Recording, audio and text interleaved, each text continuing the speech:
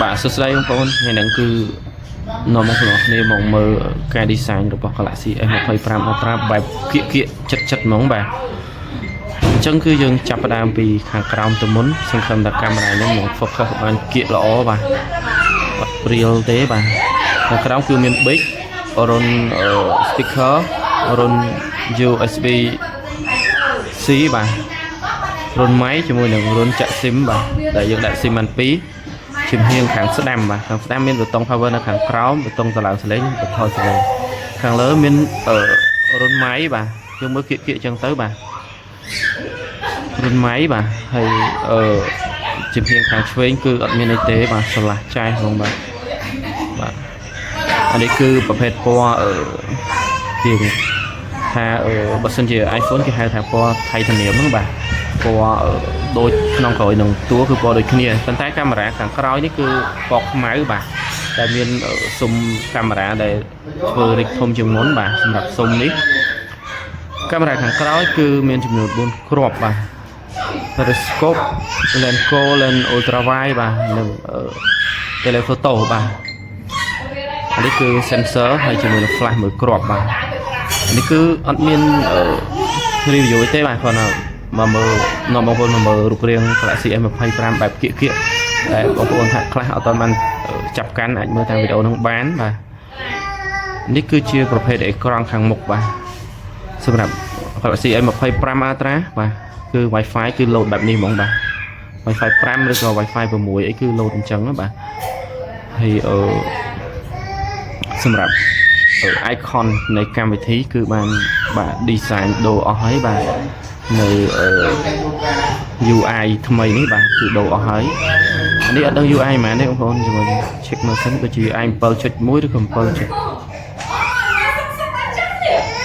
បាទ One UI 7.0 បាទ Android 15 លើក្រោមចង់ឡូតបាទអញ្ចឹងយើងនិយាយពីអេក្រង់ខាងមុខវិញបាទឥឡូវយើងដាក់ផ្ទៃសដើម្បីមើលកែម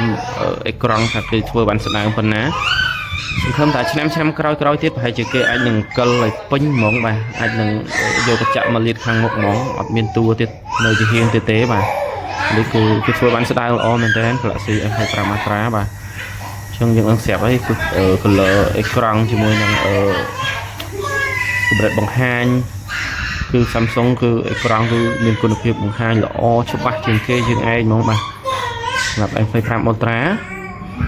ចឹងសម្រាប់មនុយកាមេរ៉ាខ្ញុំចាប់តាមឡើងនេះតិចបាទទៅលើ Galaxy S25 Ultra គឺមានដែលយើងអាចរេះប្រភេទនេះបាទគឺកាមេរ៉ាទំហំ megapixel ខ្ញុំចង់បាន200 megapixel ច្បាស់ហ្មងក៏បានបាទចង់បាន50 megapixel ក៏បានសម្រាប់ទំហំ50 megapixel គឺយើងអាចឆ្លាស់លេនចំនួនបាទឆ្លាស់លេនបានធម្មតាប៉ុន្តែបើទំហំ200 megapixel គឺអត់អាចឆ្លាស់លេនបានទេមើលទៅបាទគឺអត់បានទេបានតែ plan goal មួយប៉ុណ្ណោះបាទជើមកយើងយក12 megapixel យើងអាចឆ្លាស់លេនបានសេរីបាទអានេះគឺថតចេញពី200 megapixel បាទគឺបរិយាមកគឺច្បាស់អានេះថតចេញពីដូចជា50 mega 12 megapixel បាទអញ្ចឹងលើបែបហ្នឹង